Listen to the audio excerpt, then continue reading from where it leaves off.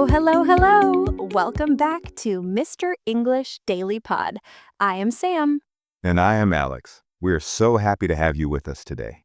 Alex, let me ask you something. How are you feeling right now? Like, really feeling?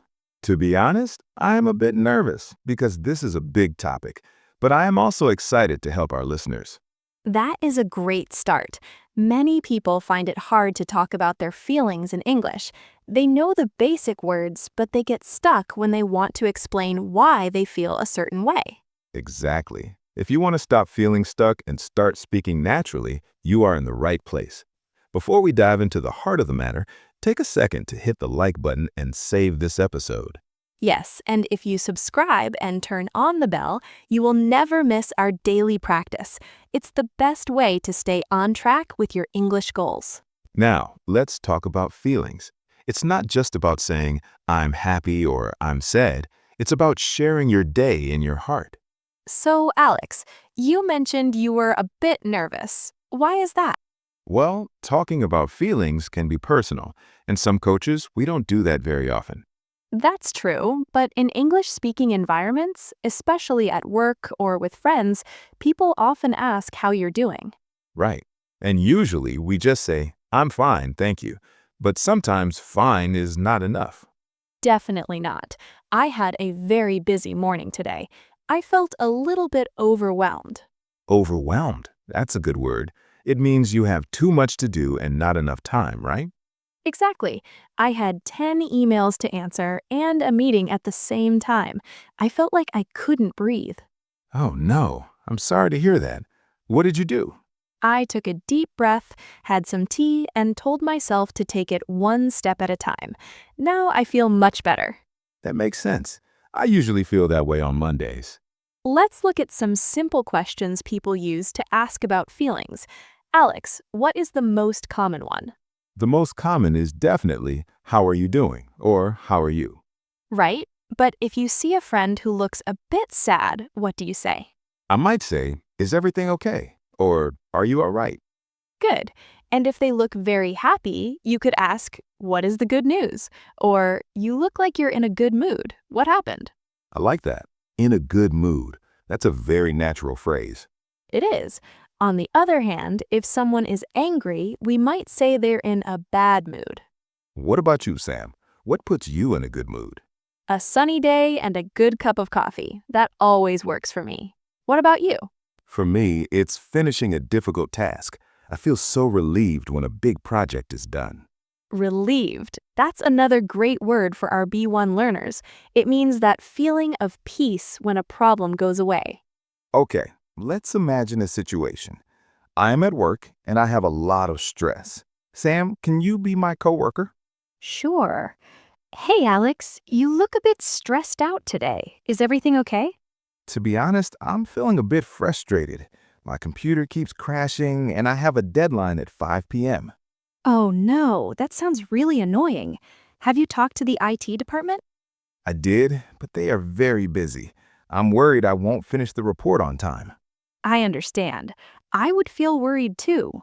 Do you want me to help you with the printing later? That is very kind of you, Sam. I would really appreciate that. I feel a bit better just talking about it. No problem at all. We're a team. Did you notice how we used words like frustrated and worried? Yes, frustrated is when you are annoyed because you cannot do something, and worried is when you think something bad might happen. Exactly. Let's try another one. This time, let's talk about a positive feeling. Let's say I just got a promotion. Oh, I love good news. Alex, I heard the news. You got the manager position. How do you feel? I am over the moon, Sam. I worked so hard for this, and I can't believe it finally happened. You should be proud of yourself. You really deserve it. Thank you. I'm also a little bit nervous about the new responsibilities, but mostly I'm just excited. That is natural. Being excited and nervous at the same time is very common. We sometimes call that having butterflies in your stomach. Butterflies in my stomach. I like that. It describes that jumpy feeling in your belly when you're excited or nervous. Exactly. Now, what about feeling bored or tired? Those are feelings too. Good point. Sometimes life is just slow. Alex, are you doing anything fun this weekend? Not really. I think I'm just going to stay home. I've been feeling quite drained lately. Drained? Do you mean very tired? Yes, like a battery that's at 0%. I need to rest and recharge. I totally get that. I feel drained after a long week of meetings, too. You should definitely take some time for yourself. I will. Thanks, Sam. Let's pause and look at some of the phrases we used. This will help you use them in your own life. Great idea. First phrase, to be honest. We use this when we want to tell someone our real feelings, especially if they're not 100% positive. Example, to be honest, I'm a bit disappointed with the results. Second phrase, overwhelmed. This is when you have too much of something, like work or emotions. Example, I felt overwhelmed by all the support my friends gave me. Third phrase, over the moon. This is an idiom for being extremely happy. Example, she was over the moon when she passed her driving test. Fourth phrase, drained. This means you have no energy left. You are more than just tired. Example, after the 10-hour flight, I felt completely drained. Fifth phrase, relieved. The happy feeling you get when something bad stops or doesn't happen. Example, I was so relieved when I found my lost keys. Sixth phrase, in a good or bad mood. This describes your general state of feeling for a short time. Example, don't ask the boss for a holiday today, he's in a bad mood. Seventh phrase, frustrated. Feeling annoyed because you cannot reach a goal or something isn't working. Example, I get frustrated when I can't remember the word in English. Eighth phrase, butterflies in my stomach. Feeling nervous and excited, usually before a big event. Example, I had butterflies in my stomach before my first date. Okay, Alex, let's do a quick recap for our listeners. Sure. Today, we talked about how to express both positive and negative feelings. We learned that instead of just saying, I am sad, we can say, I'm feeling a bit down or I'm frustrated. And instead of just happy, we can say, I'm over the moon or I'm relieved. We also talked about feeling overwhelmed at work and drained when we have no energy. Most importantly, we practice how to react when someone tells us how they feel.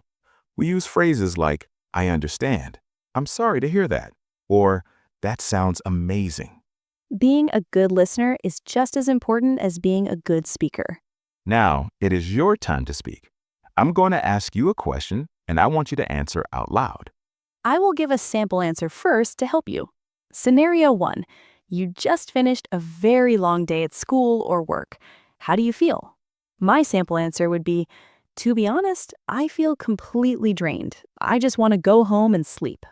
Now you try. You finished a long day. How do you feel? Great. Scenario 2.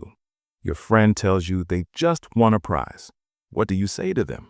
My sample answer would be, wow, you must be over the moon. I'm so happy for you. Now you try. Your friend won a prize. What do you say? Excellent. Scenario 3. You have a big English exam tomorrow. How do you feel? My sample answer would be, I have butterflies in my stomach, but I also feel prepared. Now you try.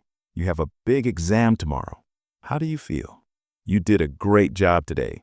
Remember, it is okay to show your feelings. It makes your English sound more human and more natural. It really does. And speaking of feelings, we want to know how you feel about today's topic. That brings us to our question of the day. What is one thing that always puts you in a good mood? Is it a song, a person, a type of food? Let us know in the comments below. We love reading your answers. And when you comment, it helps other students learn from your examples too. It's a win-win. If you enjoyed this conversation, please give us a thumbs up and subscribe to Mr. English Daily Pod. Your support means the world to us. It helps us keep creating these lessons for you every single day. Thanks for listening. Stay positive, keep practicing, and we'll see you in the next episode. Bye for now. Goodbye.